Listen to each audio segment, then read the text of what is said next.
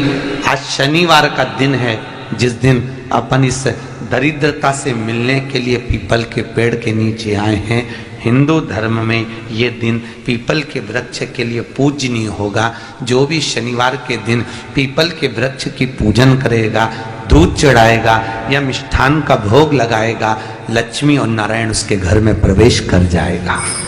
लक्ष्मी और नारायण उसके घर में प्रवेश करेगा। पुराण की कथा कह रही है कि दुनिया के सारे तीर्थ नहीं जा सकते, पृथ्वी की सारी नदियों में स्नान नहीं कर सकते, पवित्र नदियों में आप स्नान नहीं कर सकते, या किसी भी तीर्थ में जाकर एक रात्रि भी विश्राम नहीं कर सकते, या हमने जिंदगी में कोई दान करा ना करा, कोई पुण्य करा ना करा, कोई सत्कर्म करा ना करा, कोई शास्त्र पढ़ा ना पढ़ा, कोई शास्त्र सुना ना सुना, उसके बाद भी शिव महापुराण की कथा कहती है कि एक दिन में अगर मात्र एक बार भी आप शंकर के शिवालय में प्रवेश कर गए या मंदिर में प्रवेश कर गए तो सारे तीर्थ, सारी नदियां, सारे सरोवर, सारी बावड़ी, सारे तालाब, सारे कुंड के स्नान का पुण्य, दान का पुण्य प्राप्त हो जाता है, केवल शिव तत्व को प्राप्त कर लेने। शिव महापुराण की कथा कह रही है कि घर में जो दिया होता है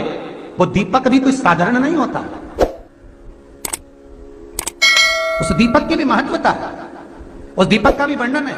महाराज एक बात और बहुत अच्छे से सुनिएगा, शायद आपकी जिंदगी को सवार हो, शायद आपके जीवन को सवार हो।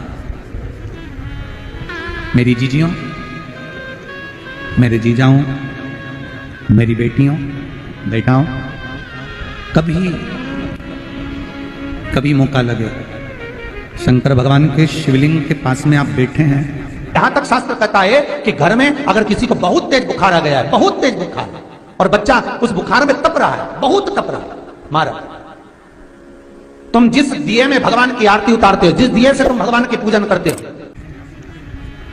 कभी मौका लगे और आप पूजन करने के लिए गए,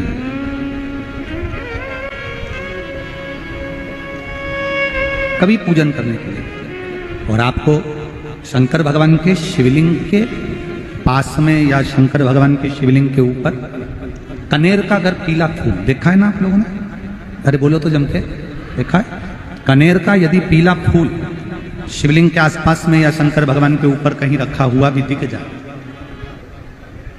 विषम परिस्थिति हो, बहुत हिम्मत ना हारते हुए, तभी भगवान अकेले में एकांत में आप पहुंचे उनके पूजन के लिए, कनेर का पुष्प वहां रखा है, चाहे वो जलाधारी पर रखा हो, चाहे वो शिवलिंग के पास में रखा हो, शिवलिंग पर रखा हो, उस कनेर के पुष्प को अगर आप 5 जगह का स्पर्श कराकर अपने हृदय की बात कहकर वापिस महादेव को समर्पित कर देते हो, तो भी मेरा महादेव तुम्हारे दुख का निवारण कर देगा। अब वो 5 स्थान, वो 5 स्थान, पहला गणेश जी, गणेश जी का जो स्थान होता है वह जगह, दूसरा षडानंद कार्तिक, तीसरा अशोक सुंदरी वाला स्थान, चौथा जलाधारी जो ऊपर से बूंद बूंद जल नीचे गिरा रही है, जया, विषहरा, शामली बारी, दौतली, देव, शंकर जी की 5 बेटियों का, और 5वें नंबर का है शंकर भगवान के, जो कैसे वर्णन किया जाए, त्रिशूल के 3 भाग होते हैं।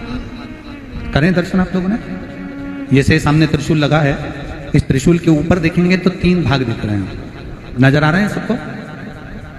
त्रिशूल का जो 3 भाग होता है, उस 3 भाग का जहां ज्वाइंट होता है, जहां मिलता है, एक जगह पर देखो तीनों भाग एक जगह पर मिले हुए, 3 भाग का जहां मिलन होता है, पंचम स्थान, ये 5वां स्थान, यहां पर स्पर्श कराकर शिवलिंग पर अपनी कामना कर कर श्री शिवाय नमस्तुभ्यम कहकर बाबा से अपने मन की बात कहकर जो समर्पित कर देता है, हम 3 महीना भी नहीं कहेंगे, हम तो कहेंगे अगर ज्यादा दुख है 3 दिन इंतजार करना, मेरा बाबा उस दुख को मिटाएगा।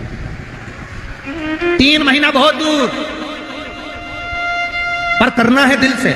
और कई तरह के दीपक होते हैं, दीपक का भी विधान वर्णन किया गया, उस दिए का भी वर्णन किया गया। यहां तक शास्त्र कहता है कि घर में अगर किसी को बहुत तेज बुखार आ गया है, बहुत तेज बुखार, और बच्चा उस बुखार में तप रहा है, बहुत तप रहा है, मारा, तुम जिस दिए में भगवान की आरती उतारते हो, जिस दिए से तुम भगवान की पूजन करते हो, उस दिए की बत्ती को नीचे डाल दीजिए और उस दिए को पानी की बाल्टी में धो दीजिए। कौन सी बाल्टी में? जिस बाल्टी के पानी से आप बच्चे को स्नान करा सको। मारा, केवल भगवान पर से ले जाकर, पास में से ले जाकर उस बाल्टी में थोड़ी देर डाल दो और उस बाल्टी के पानी से उस बच्चे को स्नान करा दीजिए। 15 से 20 मिनट, आधा घंटा लगेगा बच्चे का। बड़ी बेचैन दिख रही हो तुम, क्या बात है? पार्वती जी कहती है, देवव्रत, कश्मीर प्रदेश का एक भक्त देवव्रत बेलपत्री के वृक्ष के नीचे बैठकर आपका मंत्र जाप कर रहा। मैं आपको जगाना नहीं चाहती थी, पर बेलपत्री के वृक्ष के नीचे लक्ष्मी झाड़ू लगाती है, सरस्वती वीणा बजाती है, इंद्राणी उस बेलपत्री के वृक्ष के नीचे जल का सिंचन करती है, 33 कोटि देवी देवता उस बेलपत्री के वृक्ष की जड़ में विराजमान होते हैं।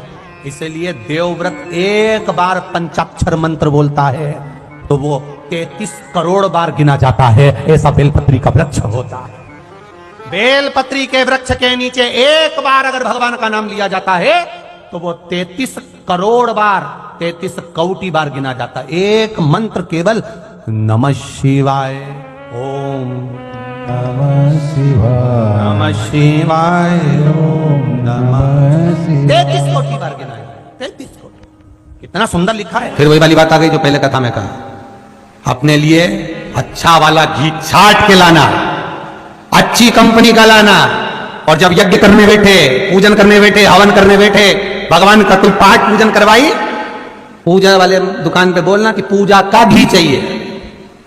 तो वो पूजा का सामान बेचने वाला भी चतुर था, उसने पूजा का ही घी दिया। तो इन्होंने पूछा, भैया ये घी कितने का? तो क्या 80 रुपए का? तो 80 रुपए का आधा किलो? तो क्या पूजा का है?